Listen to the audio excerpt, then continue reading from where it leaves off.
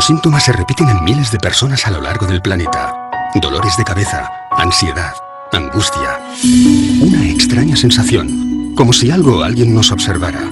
Como si algo o alguien estuviera monitorizando nuestras vidas. Apenas somos capaces de retener en la memoria el 30% de lo que hacemos a lo largo de un día. Pero, ¿y si escarbásemos en nuestros recuerdos y encontrásemos momentos que no deberían estar ahí?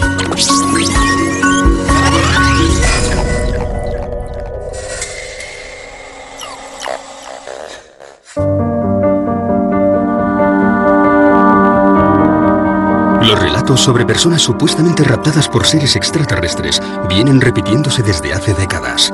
Uno de ellos es el de Carla Batista, una mujer portuguesa que afirma haber sido abducida desde muy pequeña. Veía luces, sentía zumbidos, a veces oía sonidos más agudos. Muchas veces por la noche veía una luz en su cuarto, el colchón refulgía como si fuera incandescente. Situaciones muy extrañas. Era una chica retraída y cada vez tenía menos amigos. Con el paso de los años, esta situación comenzó a afectar seriamente a su vida social, por lo que acudió a distintas terapias en busca de ayuda. Carla fue enviada por el grupo de estudio de ufología para realizar una sesión. Porque ella se quejaba de haber sido raptada por extraterrestres durante la noche. Tenía marcas en el cuerpo. Había una luz azul que surgía en el cuarto, tras lo cual no recordaba nada. Tenía muchos momentos de amnesia, periodos sin recuerdo de lo que pasaba durante la noche. Ella vino, por tanto, para tratar de esclarecer esas situaciones. Yo la recibí como médico, como terapeuta, para ayudarla a integrar esos momentos. Momentos como el que ocurrió el 4 de septiembre de 1989, cuando Carla y varios amigos salen de Lisboa para pasar unos días de vacaciones. Salen de aquel lugar 2 coches, ella con 2 personas más dentro del coche y 3 personas más en el coche de delante. Pasan el puente 25 de abril y nada más pasar, hay un reclamo luminoso que al pasar ellos se apaga. Unos minutos más tarde, uno de los amigos dice que hay una estrella que parece seguirles. Y al mismo tiempo, parece que está perdiendo el control del vehículo. Parece que el coche no quiere andar. Parece que el coche se estuviera levantando. A ella incluso le cuesta respirar. Quiere que el coche que va delante se detenga. Quiere salir de allí. No lo consigue y de repente ve todo nublado.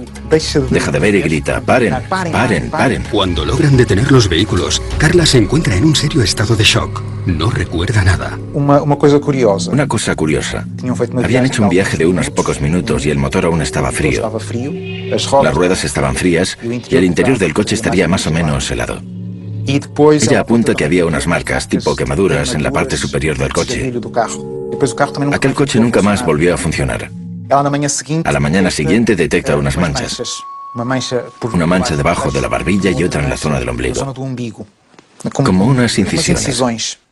El concepto de abducción es un término jurídico, significa rapto, secuestro. Lo que pasa es que posiblemente la gran mayoría de las personas, del público, lo asocia directamente al fenómeno ufológico y a una de las vertientes, creo, más interesantes y a la vez más polémicas que hay, ¿no? Y es el secuestro de un terrestre por parte de una inteligencia extraterrestre, en la que luego tenemos diferentes variantes, ¿no? Porque ya no solo se queda en el secuestro, según dicen los testigos, sino que incluso en ocasiones se llegan a realizar algún tipo de pruebas dentro de esa supuesta nave extraterrestre, incluso en ocasiones se realizan hasta implantes, es decir, el abanico es muy amplio. Una abducción es un secuestro intencionado y no permitido.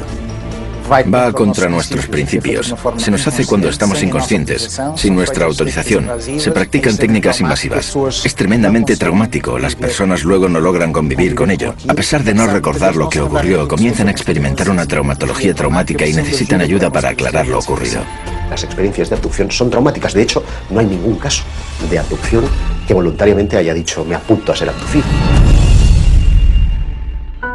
En 2007, Carla regresa a las sesiones de psicoterapia para tratar de aclarar qué o quién estaba provocando aquellas pérdidas de memoria.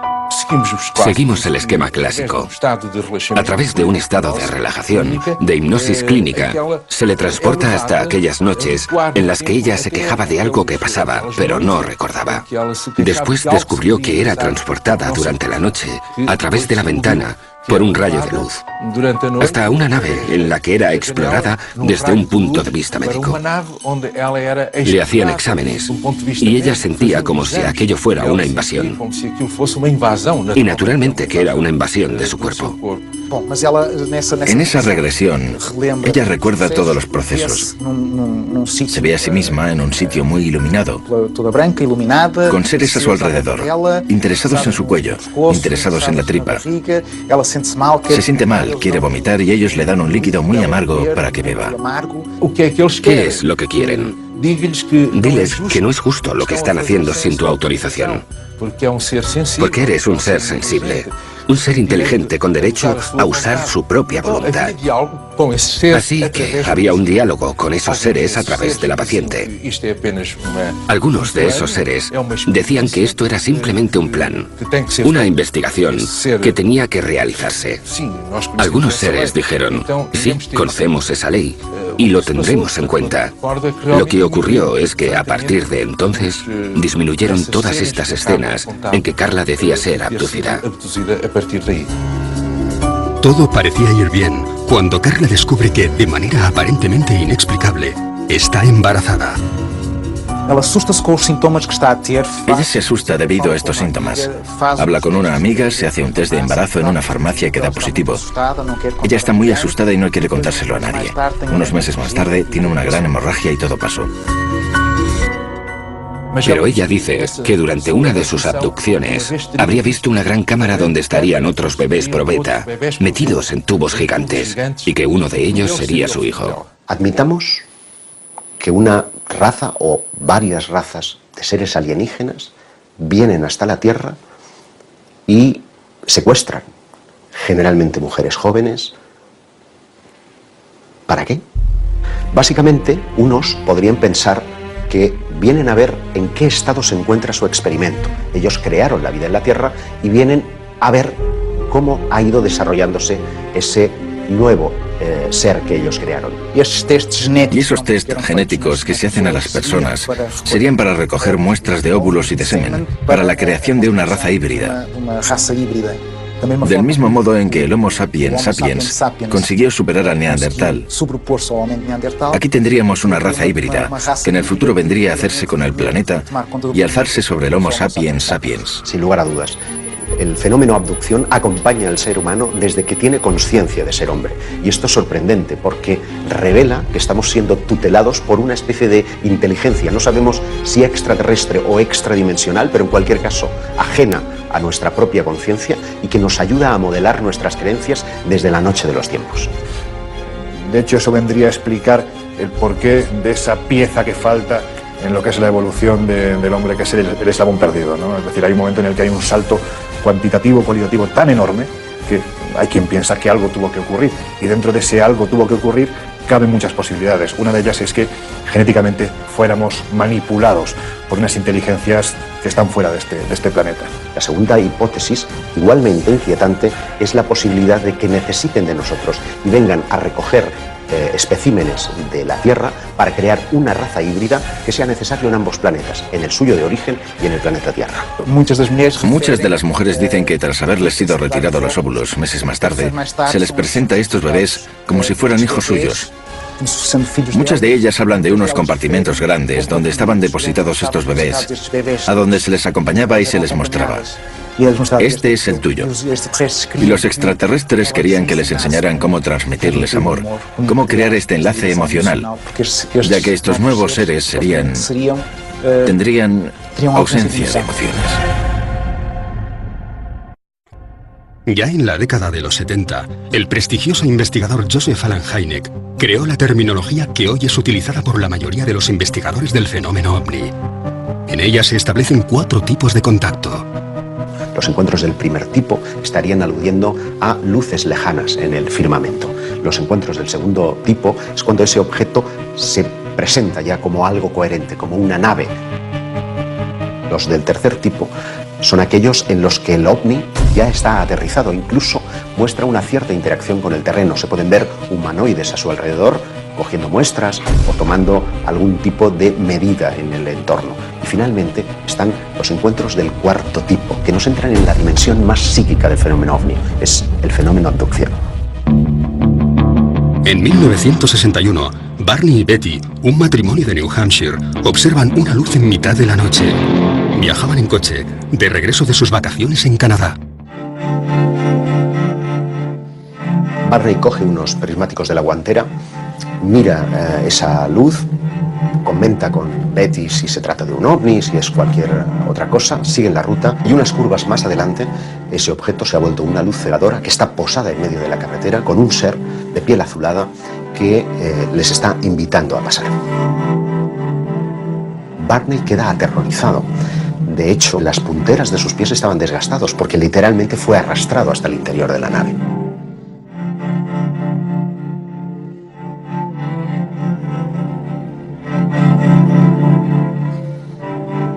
Años más tarde, en 1966, la pareja acude a terapia.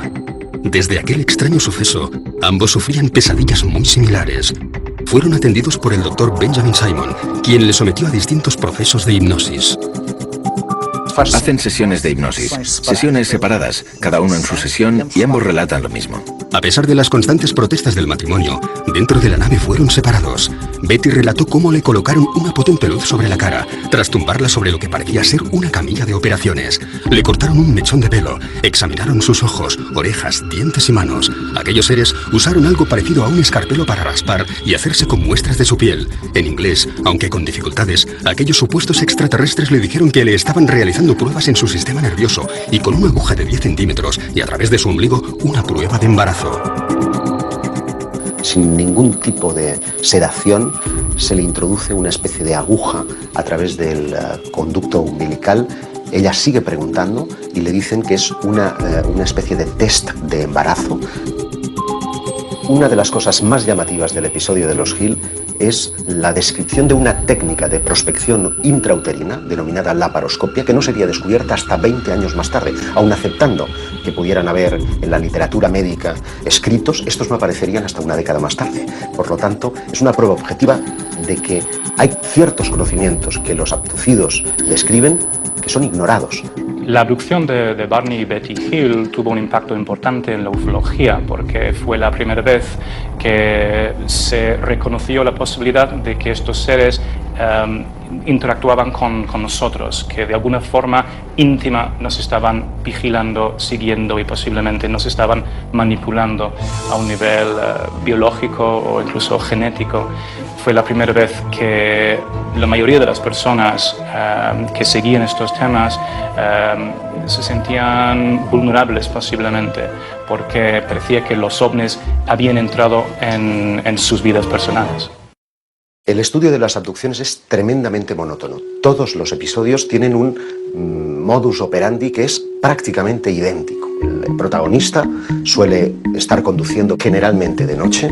De repente, una luz lejana se hace presente, él la observa y a continuación esa luz ya está posada en el suelo. Unos seres le invitan en unos casos, en otros son forzados al interior de lo que ya es claramente una nave y allí son sometidos a todo tipo de experimentos, de reconocimientos médicos, de un chequeo muy general pero con un punto común, y es que todos ellos tienen un interés fundamental en la genética, en la reproducción.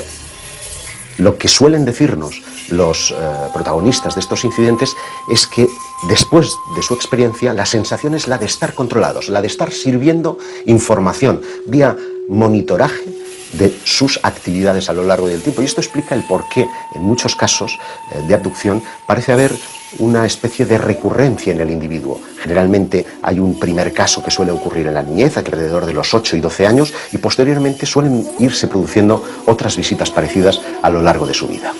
Esto significa que existe un estudio previo de todos los seres humanos por parte de estas entidades y que eligen a uno de ellos porque les interesa algo que tienen ellos. Es decir, con un muestreo de 7.000 millones de personas, cada uno con nuestro ADN y cada uno con nuestra personalidad, les interesa algo que tienen. Y ese algo lo están controlando y monitorizando durante el resto de su vida. Posteriormente, hay otro elemento común en las abducciones, y es que el testigo no recuerda esta hasta tiempo después. Incluso tienen que entrar en escena hipnoterapeutas, que son los que le traen al presente ese recuerdo del pasado. Y a partir de ahí la vida del testigo cambia. El tiempo es muy importante en los casos de abducción, porque parece que los seres que tripulan las naves parecen jugar con él. Se produce lo que llamamos un tiempo perdido. Es decir, el personaje, después de haber experimentado todo el proceso de abducción, no recuerda nada. Es a partir de entonces, a veces motivados por sueños, por problemas en sus relaciones personales, que acude a un terapeuta. Y es en el transcurso del contacto con este terapeuta que se pone al descubierto lo que ocurrió en ese tiempo perdido. ¿Realmente nos encontramos ante un plan genético ideado por seres provenientes de otro planeta?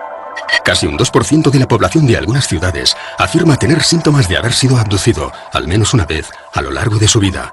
Entre esos cientos de miles de personas, solo unos pocos afirman poseer algún tipo de prueba física, tras la manipulación a la que fueron sometidos. El tema de los implantes quizás sea el más interesante a nivel de abducciones por la prueba física que eso conlleva. Durante muchos años se ha expuesto que algunos abducidos dicen que han tenido diferentes marcas tras esas abducciones. Esas marcas que en algunos casos puede quedarse toda la vida o en algunos otros casos dicen que desaparecen. En la primavera de 2011 sale a la luz el caso de Ron Noel, un hombre que afirma haber sido abducido en repetidas ocasiones desde que tenía 9 años. Con una vida llena de lagunas y de momentos en blanco, acude a distintos especialistas, pero es en una sencilla revisión médica donde una radiografía hace saltar la sorpresa. Dentro del interior de su hueso, del hueso del cúbito, tenía una pieza metálica. Él no recordaba haber tenido ningún tipo de accidente, él no recordaba haber tenido ningún tipo de operación anterior y, bueno, pues el hecho es que estaba ahí. Ron, ante la falta de respuesta, se pone en contacto con Roger Lehr, un excéntrico especialista en extracción de implantes. Ya en las primeras pruebas realizadas, descubrirían que se encontraban ante algo distinto a todo lo estudiado hasta la fecha. Un detalle muy interesante es que se emitían ondas de radio. Pudieron comprobar cómo, a través de un medidor de radio, pues aquel aparato estaba emitiendo una onda de radio. Quizá otra de las cosas más interesantes era que existe una capa de protección proteica alrededor de ese implante. En 2012, el mismo Roger Lehr realiza la extracción del implante y su posterior examen. Lo que se veía en ese microscopio electrónico es posiblemente el aparato más sofisticado que ha visto el hombre en toda su historia. Estamos hablando de un mecanismo prácticamente biológico. Tiene carácter metálico, pero cuando lo empiezas a ver, tiene características prácticamente de células. También muy interesante el hecho de la composición química. Tenía metales que están relacionados con la composición química de diferentes meteoritos encontrados en diferentes partes del mundo. Ese tipo de implantes llegan a disolverse, como si al contacto con el aire sufriesen un proceso de oxidación que fuese absolutamente colosal. Y esos implantes pues prácticamente desaparecen a los pocos minutos.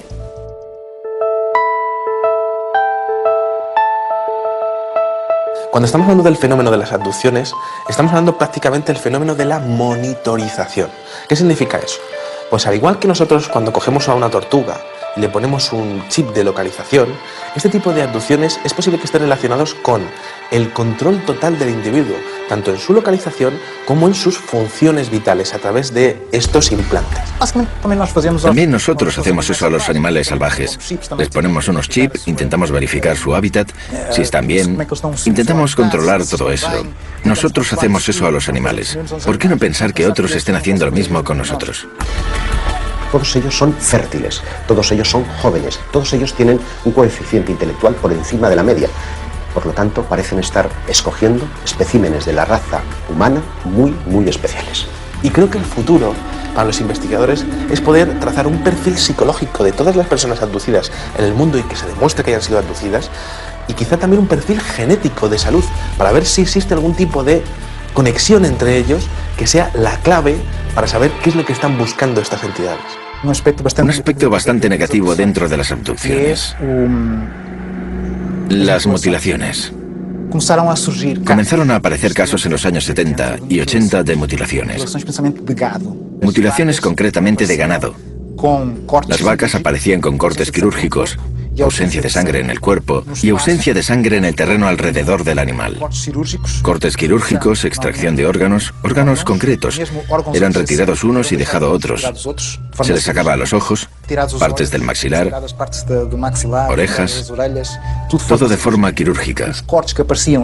Los cortes que aparecían en la piel de estos animales daban la impresión de haber sido hechos con un material abrasivo tipo láser, no identificado, y que todo el proceso habría sido realizado en un breve espacio de tiempo. Pero además de los animales, y esto es un fenómeno que ocurre, también hay casos de mutilación en humanos. Y ese es un aspecto que los investigadores, cuando comenzaron a prestar oído a estos relatos, creyeron que era tan brutal que ellos mismos no quisieron mostrar al público. Podría crear pánico. Incluso algunas autoridades con las que hablaron los investigadores no quisieron mover mucho el tema. No podían explicarlo, pero tampoco podían alertar a la población.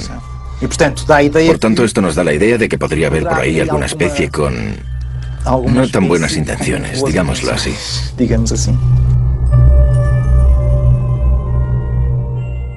Tenemos muchos casos españoles interesantes. Recuerdo, por ejemplo, el caso de Miguel Herrero Sierra, que en 1978 se dirigía hacia Guadalajara por la Nacional 320.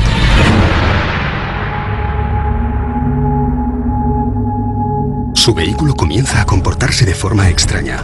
Fallan los sistemas electrónicos y la radio. Se detiene y decide salir en busca de ayuda.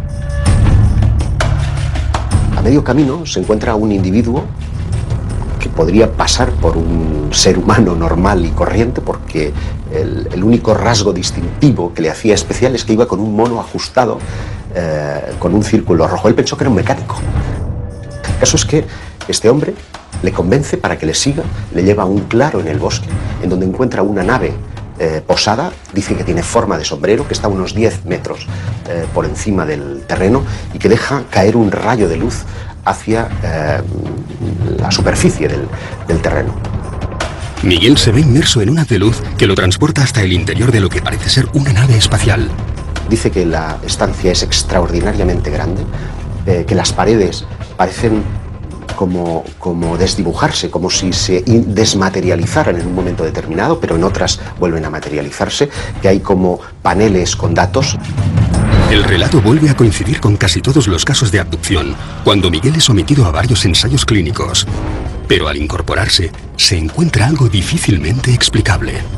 Le colocan en la camilla y después de experimentar con él y de reconocerlo, se reincorpora y hay algo que le perturba de una forma extraordinaria. Es que un ser que estaba de espaldas a él se da la vuelta y se encuentra a sí mismo, como si fuera un doble especular. La única característica que le distinguía es que una cicatriz que tiene en la cara estaba justamente al otro lado, como si fuera una imagen reflejada en un espejo. Y cuando intenta tocarle, el ser le dice, no, no lo hagas, porque si le tocas podrías destruirte y destruirle a él.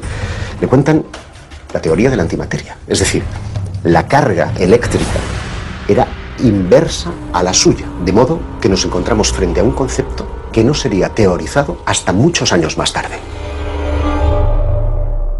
Para tratar de verificar lo que ha sucedido en el tiempo perdido, los investigadores acuden fundamentalmente a tres procedimientos. Uno es el polígrafo o la máquina de la verdad, que solamente se puede emplear en aquellos casos en los que el testigo recuerda previamente su experiencia, para tratar de verificar si lo que ha dicho es verdad o no. Muchos de los abducidos que han sido interrogados por este método, pues no se ha encontrado que estén mintiendo. El segundo método es el llamado pentotal sódico o suero de la verdad. Lo que trata es de inducir a través de una droga, de una sustancia psicotrópica, un estado de relajación en el que parece imposible mentir. Es un método muy cuestionado, por lo que el método más popular y utilizado para rescatar los recuerdos de los abducidos es el de la regresión hipnótica. ¿Nos encontramos ante miles de casos reales o se trata de algún tipo de alucinación colectiva? ¿Cómo podemos saber si un testigo ha sido realmente raptado por seres de otros mundos o sencillamente está mintiendo? Es muy difícil, porque para empezar, él tiene miedo a ser considerado loco. Debe tener la certeza de que esa persona que le va a recibir no va a reírse, no va a burlarse de él. Ha de tener la certeza de que recibirá eso que él cuenta sin hacer comentarios. Es entonces cuando se entrega al proceso, sobre todo porque viene con momentos que no recuerda. Aparece con marcas en el cuerpo, siente que pasó algo, tiene flashes que no logra integrar en su vida. Viene muy confuso y recela hasta de aquello que va a descubrir. Si han tenido un contacto con otros seres, por ejemplo, luego es difícil conversar al respecto con otras personas. Es difícil contárselo a los amigos e incluso encontrar profesionales que estén abiertos a escuchar este tipo de problemas. En ocasiones la intuición es fundamental, ¿no? Porque esa persona está buscando ese último clavo al que aferrarse, va buscando una respuesta a lo que le ha ocurrido y esa respuesta la busca en ti, en el investigador, en el periodista, en la persona que se acerca para escucharle y que no se ríe de esa experiencia. Parto de la idea de que la intuición juega un papel fundamental, no para saber, evidentemente, si una persona ha sido abducida o no, pero sí para saber si está mintiendo o no. Son personas absolutamente normales y que muchas veces quedan sorprendidas. No son personas que se interesen previamente por el tema, que estén siempre mirando al cielo. No, surge en el día a día, en las personas más normales, en las situaciones más vulgares. Y al hacer regresión y pedirle que vuelva a la primera vez que eso ocurrió, se ve teniendo una experiencia de abducción. De repente está siendo raptado y pasa por cosas que no entiende. Pero tiene un pequeño problema, y es que en hipnosis también se puede mentir.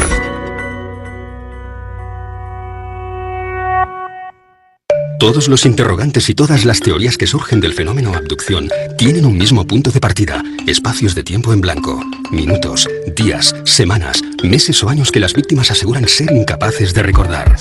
Nosotros tenemos estrategias para acceder a memorias profundas de nuestro inconsciente. Solo que intentamos no influenciar de ninguna manera en lo ocurrido. Decimos, por ejemplo, ve hasta la noche del 23 o 24 de julio. Intenta entender qué ocurrió. Describe qué es lo que ocurrió. Mira a tu derecha, mira a tu izquierda. ¿Cuándo sentiste eso? ¿Fue cuando estaba en la mesa de operaciones, por ejemplo? ¿Sometido a una anestesia? ¿En un ambiente totalmente inhóspito?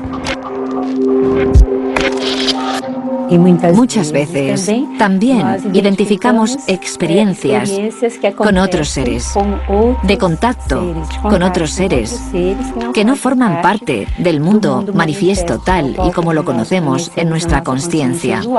Eso sí, puedo asegurar que es una experiencia de gran intensidad, de catarsis, de dolor. Cuando hay lugar para ello, de alegría. Cuando hay casos para ello, de miedo, de terror. Todo es vivido con mucha intensidad. El corazón late más deprisa, las manos transpiran. Cuando el testigo, la persona en este caso que ha sido víctima de una supuesta abducción, empieza a hablar, yo parto de la idea de que el primer sorprendido es precisamente el psiquiatra o el hipnoterapeuta que está llevando a cabo esta experiencia. Porque lo que le están contando aparentemente no se corresponde con una persona ni que esté loca, ni que tenga algún problema mental, ni que esté mintiendo, ni que esté fabulando. Aparentemente hay algo real. Y esto suele salir a través de los procesos de hipnoterapia. Esto debería ser estudiado. Intentar percibir qué hay detrás.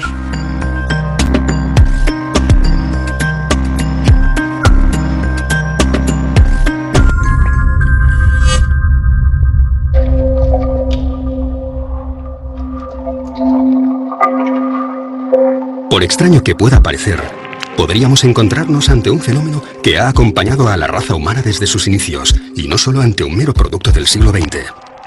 Pero es especialmente en el periodo de la Edad Media donde vamos a encontrar una serie de relatos que parecen encajar 100% con las modernas abducciones. Me estoy refiriendo a los íncubos y súcubos.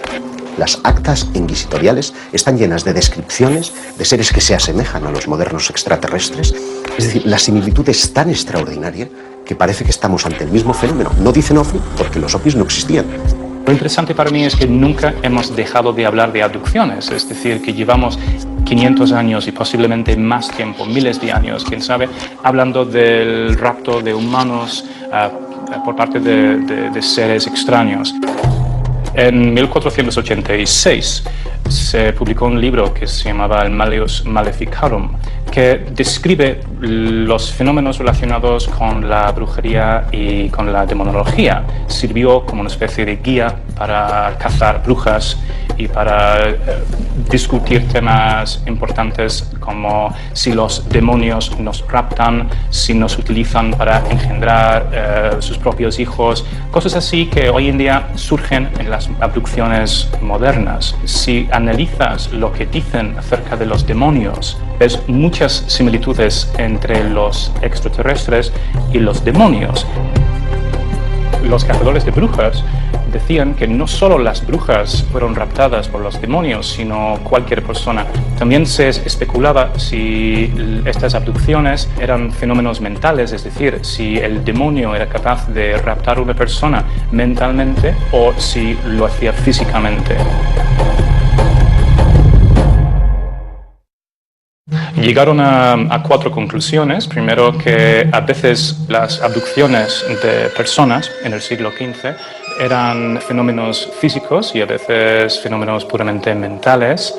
También concluyeron que no había ninguna forma de predecir exactamente quién sería raptado por los demonios. También que estas abducciones podían ocurrir de forma visible o invisible. Y también llegaron a la conclusión de que muchas personas son secuestradas contra su voluntad. Otras características de los demonios, según apuntaron los autores del Malleus Maleficarum, eran que cuando comunicaban no se les veía mover las bocas, es decir, que parecían comunicar de una forma misteriosa. Creían que el sonido les salía desde dentro sin tener que pasar por la boca. Esto se puede comparar con los seres extraterrestres que se supone que comunican de forma telepática. No existía la palabra telepatía en el siglo XV.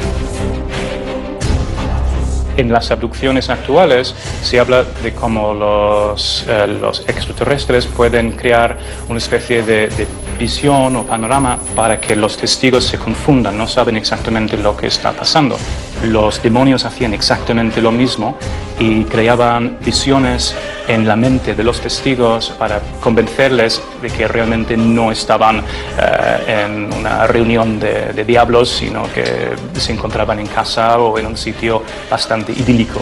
Los seres sobrenaturales en el folclore y también en la demonología tienen cierta obsesión por las actividades sexuales de los humanos y también con la posibilidad de crear una especie de híbrido entre ellos y los humanos. Los diablos parecían sacar semen a los humanos y transportarlos de alguna manera y crear otros seres utilizando este producto.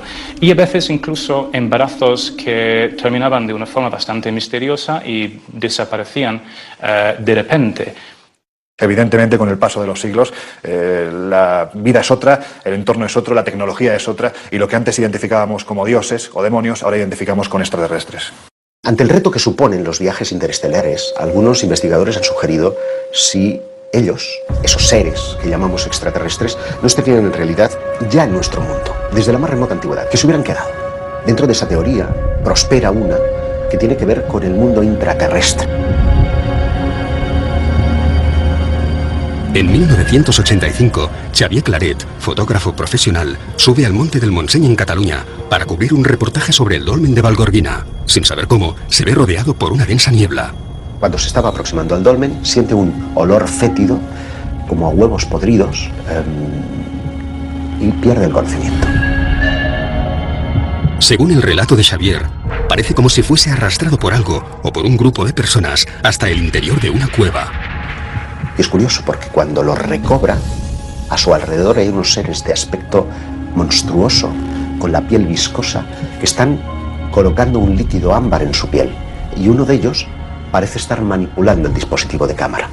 De modo que lo que nos lega son 2 polémicas fotografías que muestran planos muy desenfocados de lo que en apariencia son las manos de estos seres intraterrestres y una cabeza distorsionada.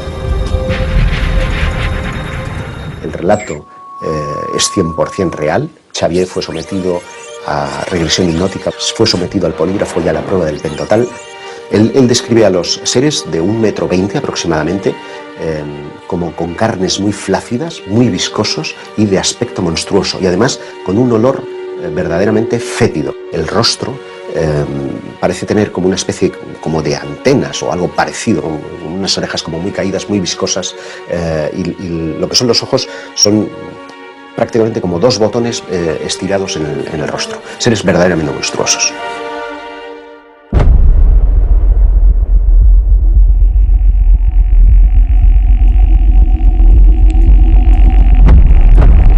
La mente humana no es una cinta de vídeo que podamos rebobinar para ver qué sucedió exactamente en cada momento de nuestra vida.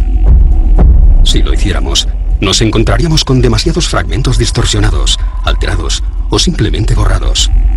Las secuencias más dañadas de la cinta corresponderían con los episodios más traumáticos: miedo, dolor, angustia, soledad, falsos recuerdos o algo que no queremos recordar. ¿Qué ganan los abducidos contándonos esas experiencias que a menudo despiertan la sonrisa de sus vecinos y semejantes? No ganan nada, tienen mucho más que perder. Yo siempre les he definido como una suerte de infiltrados, como una quinta columna, como seres que, siendo escogidos por esa eventual raza de extraterrestres, tienen una misión a cumplir. El qué y el cuándo lo ignoramos.